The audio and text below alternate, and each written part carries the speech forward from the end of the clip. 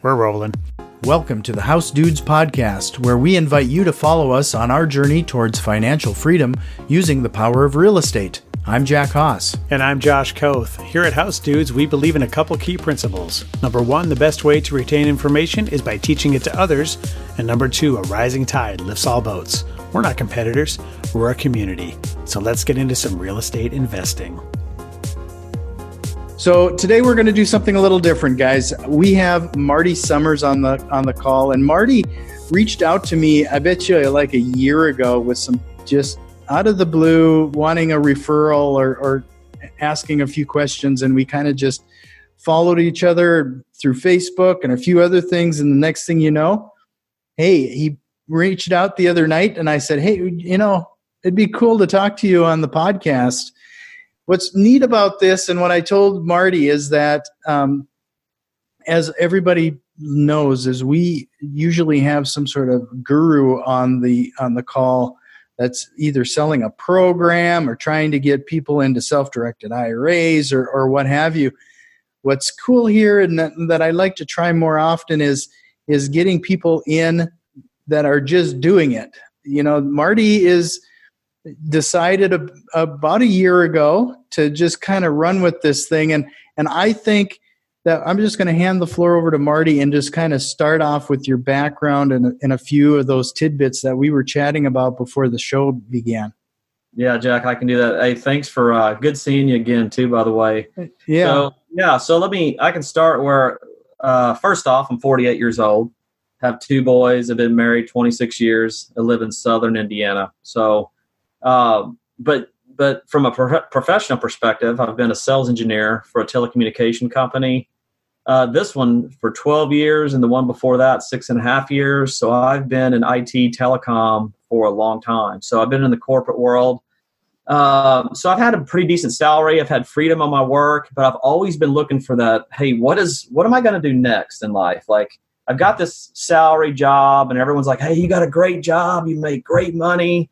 But, I'm looking for more in life, and I want that freedom. So what I ended up doing, and I know I started this, Jack, a year ago? I think I talked to you about a year and a half ago when when I had 0 properties, maybe 2 years ago now.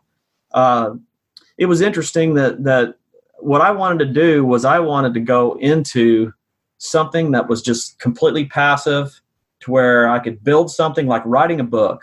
Right, you put all the work in, and then you get your money from that a different way, from all your fruits of the labor. So instead of this earned model, there was huge tax benefits. When I got to digging around on real estate, I think there's like 90% of millionaires in the United States are from doing real estate. Mm-hmm. And there's a lot of people that were unknown that that are very wealthy and they've been doing real estate, but then you find out later, oh, you've got a bunch of homes, or you have apartment building. So there's a lot of professionals that have a lot of stuff that's passive from a real estate perspective. So what I ended up doing was just to tell you a little bit about my background, is I ended up taking, this is no lie, Jack, I ended up taking all of my commission checks, and I would say now that I'm about 2 years into this, I would say that this has been about 5 to 7 years ago. My situation's unique. My wife and I have great jobs, so we always ended up saying, "Hey, let's just save our money for." It was like more of like, money doesn't grow on trees. You got to save your money. I came from that household, right, when I grew up. So. But when I was making good money and living below our means, I just took our money and I just kept piling it into savings. And then the problem with putting money into a savings account is the fact that it's a huge chunk in there and you just spend it, Mm-hmm. And then so my thought was, why don't we do something with it? So for whatever reason, I can't tell you why or what or how. I'm always on the internet, listening to podcasts, reading books, and so I went off this tangent of I wanted to buy gold and silver coins, and this is no lie. So I ended up buying American Eagle coins, the American Eagle 1 ounce gold coins. Sure. And I ended up accumulating this stuff and trading my USD dollars into gold and silver currency. And then eventually my wife, I said, she's like, what are you going to do with all this? Because all you're doing is staring at it. I don't know. So I ended up putting it in a safe, and I had a 2,000-pound safe I bought off the internet. Mm-hmm. And I put it in my living room, and my family would come over and like, hey, what's in there? Because it looks like a gun safe. And I ended up saying, yeah, there's nothing, just a bunch of pictures, family pictures and stuff. But gold coins are so small, and they're only, they're $1,500 an ounce now, and they're only that big. I just accumulated. I had over $100,000 at one point sitting in the other room. So I told you when I got started, my situation was unique, but I always wanted to go into real estate. So part of that was I'm saving my money. At some point, I want to buy some rental property, but I didn't want to do it with leverage. So my situation is a little different when I started. Yeah. So that's let's go down that road, because I think that's one of the more interesting things, because a lot of people, they get into real estate, and we've been told the concept of leverage to the point of, that's the way to scale. That's the way to accumulate as much property as possible. But you've really focused on as little debt as possible. And over the past year now, you've accumulated 6 properties? 6, yeah. Six. There's 6 total, and my son lives in one of them. So there's 7 units total. One's a duplex, very large duplex. That's the first one that we purchased. But what I ended up doing, just to kind of let you know, so I didn't want to have much debt going into this. Right. But however, I was still one of those people that were told, pay your house off early, get out of debt. And, there's some truth to that to sleep well at night. But to be quite honest, from an investment strategy, it's terrible. I've always been a good student investing in the markets, but 2000 knocked me down. And then 2007 knocked me down. Yeah, did it come back over time? It did. But the point was, it wasn't supposed to do that, from what I read when I was, younger. So that growth strategy doesn't work for me. Those 401k IRAs, I didn't find out till later in life. It's a disaster for me, because you can't take your money out before 59 and a half. And my thing is being here on the planet Earth, I want to retire as soon as I can. You tell somebody in a generation before me, and they'll say, well, good luck. Wait till you're 62. And they just have that old mentality that you can do it when you can get there. And so that's kind of part of the strategy too. And I love doing this, so I don't think I'll stop working. Because when you love what you're doing, you'll just do it. But what I ended up doing was, at some point, was knowing that I was going to cash that money out. We had about 110,000, I think, sitting in that safe at one point. And it was like, okay, what are you going to do? So instead of just cashing the money out and doing what I wanted to do, just as in one swoop, I started investigating. I'm a golfer. So I investigating people like, hey, so-and-so has he's got 30 something properties. You should talk to him. When I'm talking to people, there were some guys on the golf course that I didn't know they were in their 60s.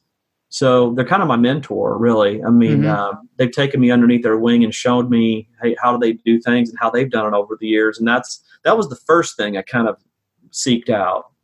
Secondarily, I kind of, went around properties with him, and, drove around a lot of the streets in the neighborhoods, having this vision of what I wanted to do. But when I decided to really start drilling down and figuring out, how I'm going to go from where I'm at to get off my butt to do something completely different, when they say you got to get out and take action, that's just, to be honest, Jack, that's what I did. There's so many people that talk and think and talk and think. There was that period for me, but to be honest, it was when I just took action. And that action is something made me get up on a weekend and say, okay, today you're going to go look through MLS lists, and you're going to drive around. There was a duplex I had my eye on. This is how it initially started. And I think it was in October of 2016 or 2017.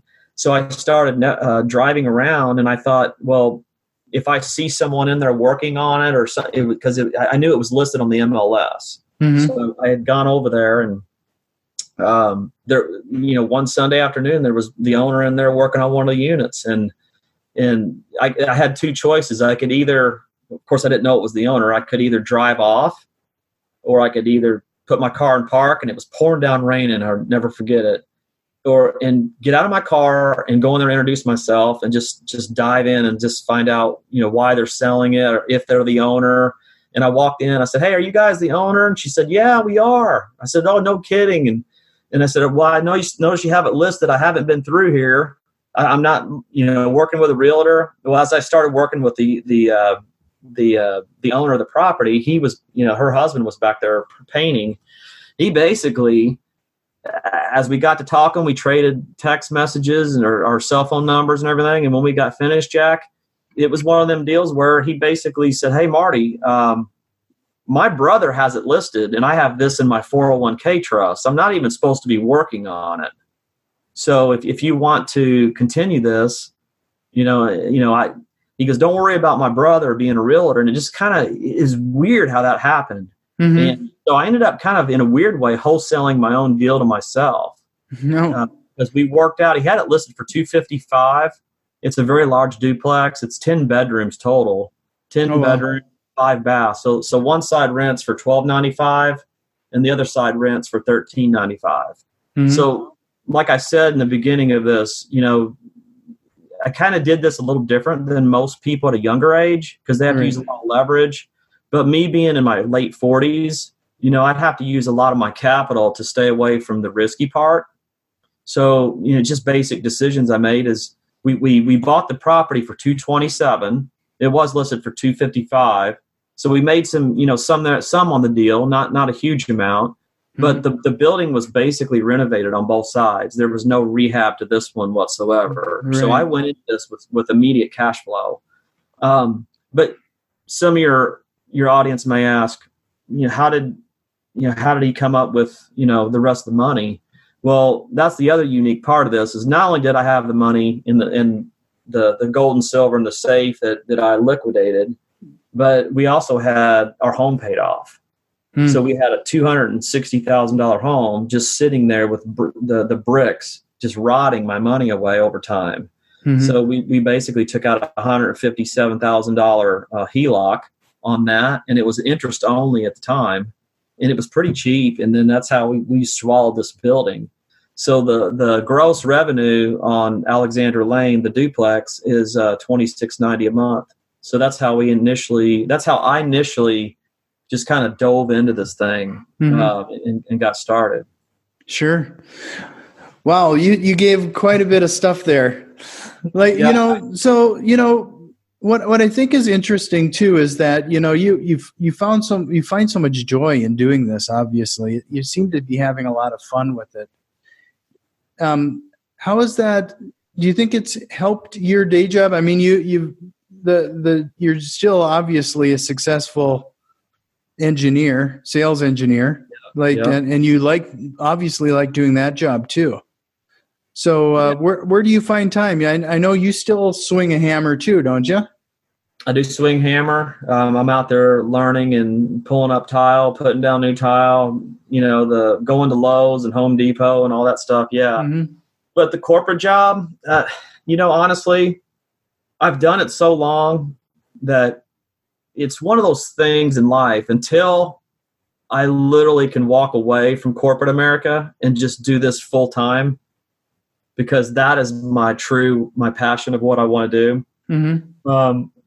I do love work. But I feel like at 48, I've done that for 20 something years. I'm ready to move on to something to build for myself. And that's just me. Everyone, do I love my work? I love it. And am I great at it? Yeah, I'm great at it. But as far as what it is I truly want to do when I wake up in the morning, it's not go make the CEOs and the shareholders tons more money that they've already made off me. I'm ready to put the energy into myself before I get in my late 50s where I don't want to do any of this stuff. Right. So that's part of it. But that everybody has their own personality on how they do things. Yeah, but exactly. I don't plan on stopping. Sure. So ironically, it was today a year ago I closed on my first rehab. Yes. Happy anniversary. Yeah, thanks. So it was interesting on that because I wasn't a rehab artist by any means. And so what I ended up doing was closed on the property, drove out there with the keys a year ago tonight, and then just grabbed a hammer and a chisel and went in the bathroom and just started ripping the tile off the walls. And I was thinking, man, what am I doing? Because it was not a livable property. It was pretty tore up, and I only bought it for $32,000. It's a 2-bedroom, 1-bath. And now we got to remember we're in the Midwest, Southern Indiana. Somebody in California might say, "What?" So so I just dove in, and I remember that night I chiseled a bunch of tile off the walls, and it was the old concrete plaster walls. There was just a mess everywhere, and then I figured out, you know what, I've got my mentor kind of set up, and then I'm going to talk to him about, hey, do you have any contractors that would help me, do this? And so, that's how I found, my contractor friends that I'm close with. And there's one thing I've learned about the business. I treat those people well, and I find my go-tos, right. and because there's some you're going to use, and they're either going to charge you too much or gouge you or not give you a clean scope of work or not complete what they said they were going to do. That's just part of the business. But for me, being in corporate America and dealing with huge customers, this is easy stuff for me to manage, maybe because of my background. So, but I ended up, just basically it took us maybe 2-3 months.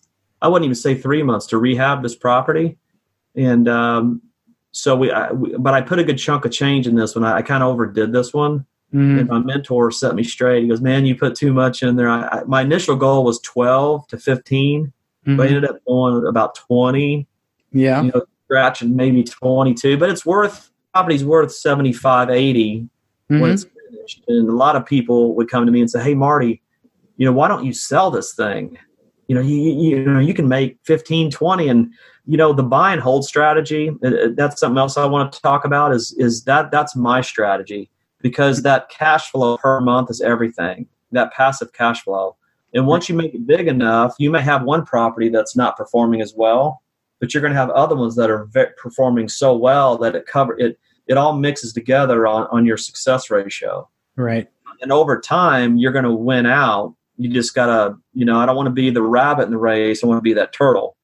So I'm going to follow along and just keep adding to the portfolio and do it as cash, not leverage, any of the cash as I can. And that's what I'm doing. So I've taken a lot of the cash that I've not only put in the properties, but I've, had them all paid off as I've gone through this. So initially I'd take a loan out. If I had 30 out, I was, with my corporate job and everything else, I'm piling money onto it, which, a lot of people would say, hey, that's not a very good strategy because you're just dumping your money on stuff. You're going to have plenty of cash flow.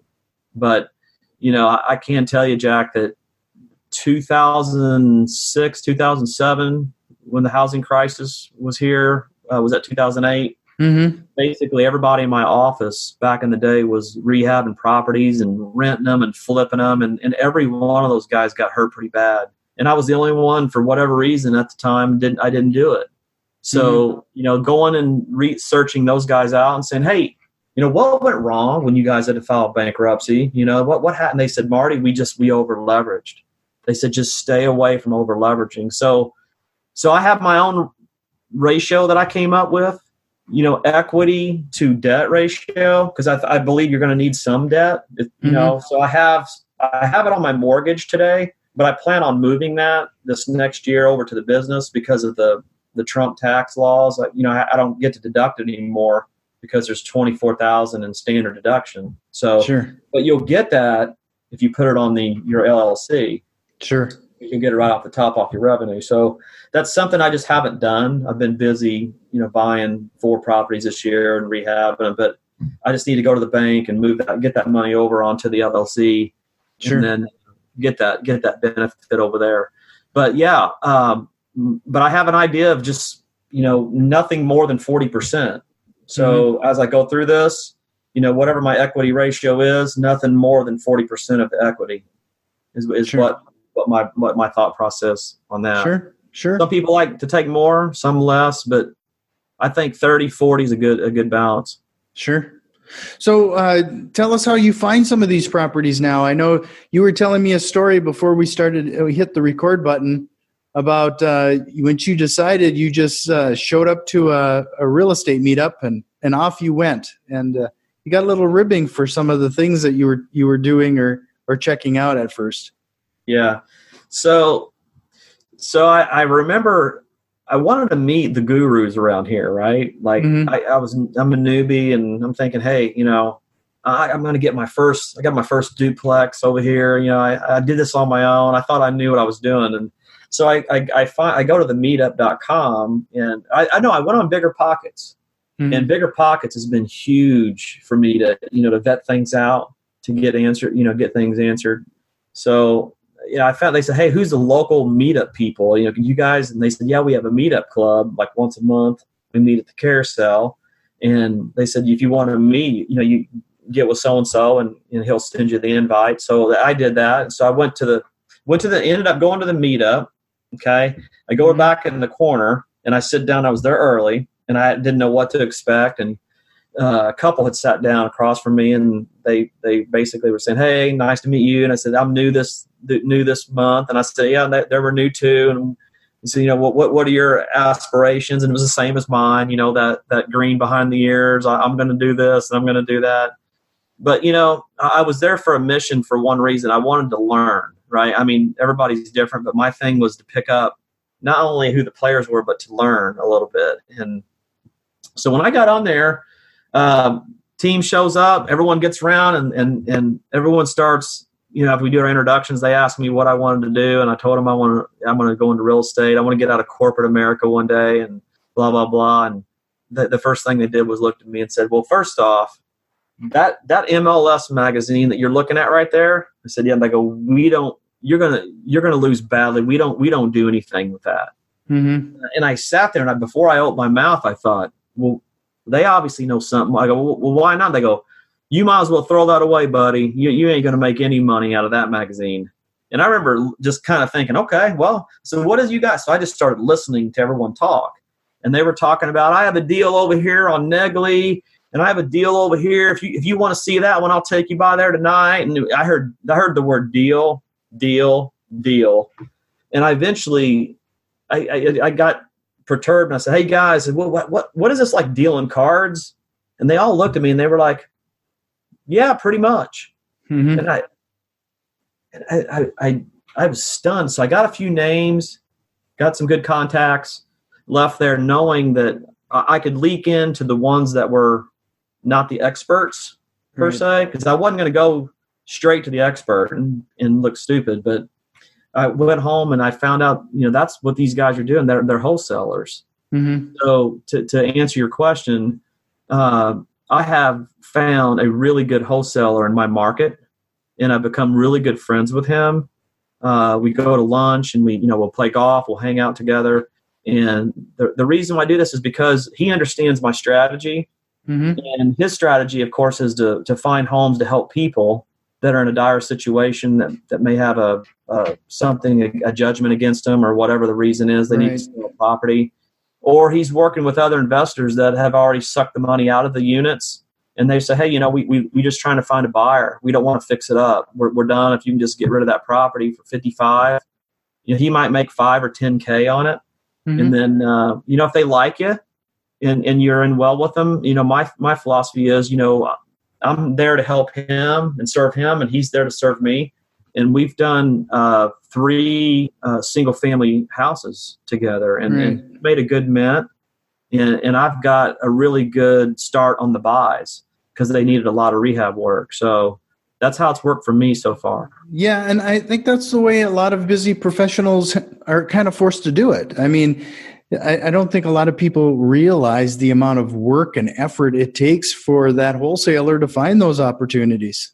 Mm-hmm. And frankly, you don't have the time to do the mailings and talk to all the sellers. And I mean, there's a lot of value that a wholesaler can provide you. Yep. And he does all that for me. And then, like you said, I don't need to scout. And he'll bring them to me. And we have an agreement that if he takes me to the property and I don't like it, let him know right away. Just lose early so he can move on and go to his other investors. Right. So that's key too. Just learning how they work as well. So, well, I hate to wrap this up here, but we probably should. But I do want to ask, like, if somebody is starting out for the first time and they're thinking about getting into this real estate investing, what's like the one piece of advice you'd give them? Like, how do you get them kicked in the butt to get things rolling? What I would do is, when you build knowledge, is for the first and foremost thing is everything. Because I didn't explain this part too, is find you a good property manager, become friends with them, because there's nothing, if they have time to meet with you, they'll help guide you on where to buy the properties and what they'll rent for. Right. And they're actually the kind of like the fox in the hen house, that they know they manage 400 properties.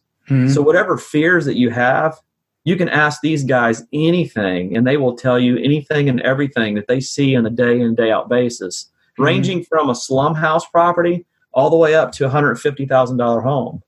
Right. So my thought process with that was, seek out those people, because not only the property manager is also the hub of contractors you're going to need to use. He's going to know the right contractors that'll do it right, and then will do it the cheapest, because he's looking out for their owners. So the first and foremost thing the advice I would give is be smart about it. Listen to podcasts, read books, and find a good area that you can plant a good tenant. And I personally use a property management company, because if someone goes into this with a lot of unknowns and they get bit right out of the gate, they may never go back into real estate again. So having that property manager will buffer that, because you can always later learn a lot and then not have one later if you decide not to. And then at that point, you'll save 8-10% a month. Right. What I think is interesting is that I think it might be just natural for you because you're a sales engineer, but every single aspect of what you've laid out is all networking. I mean, from the time you started, you're trying to get information, you're networking at your real estate meetup, you're networking with wholesalers, you're networking with property managers, and it's getting and it's helping each other and building that know, like, and trust amongst your core group. I mean, you're really doing a great job when it comes to the networking aspect of this. Yeah. And then even if you don't hear from some of your peeps, reach out and just take them to an $18 lunch somewhere. And they'll tell you typically everything, usually. Right. But, there's one thing I would, I tell people, if they say, hey, Marty, man, I want to get into real estate.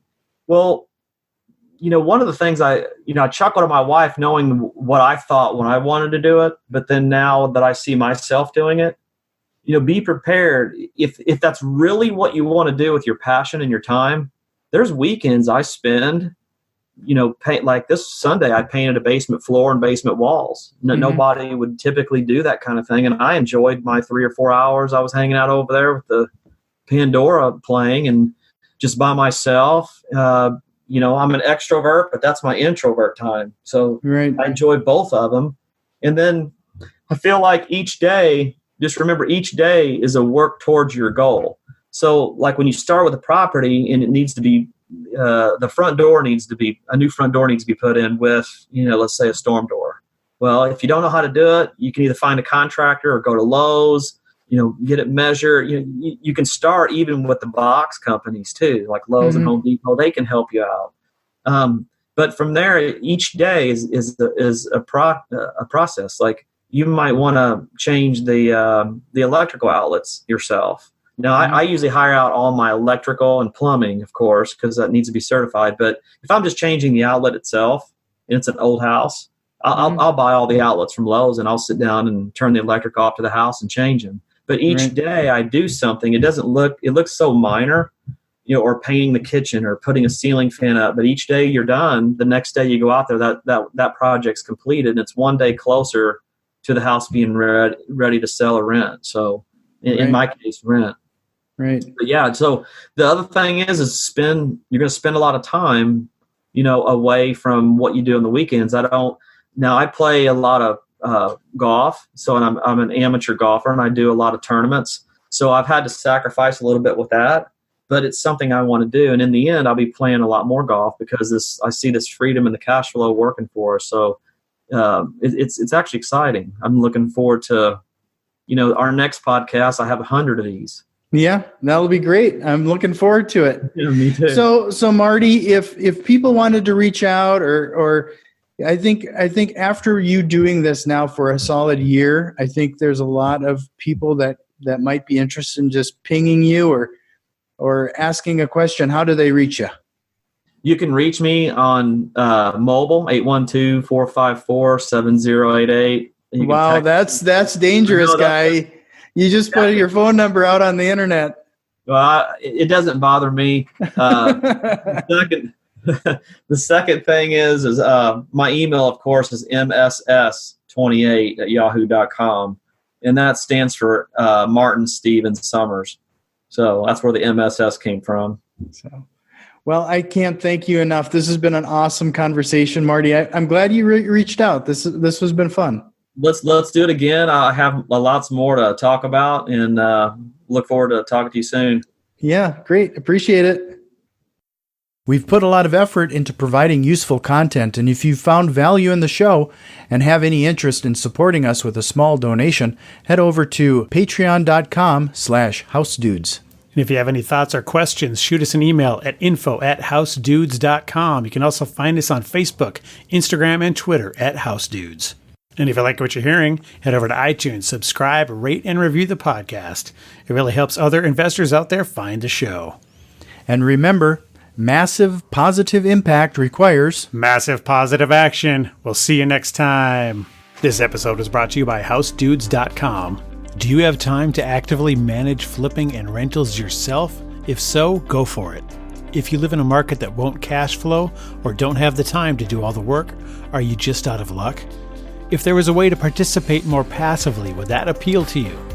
I'm sure you have questions about how the process works and what to do next. If that's the case, fill out the form on housedudes.com/investors, and we'll reach out to see if you are a good fit for our business. This is first come, first serve, and we will have to stop taking applications when our goals are met. See you at housedudes.com/investors.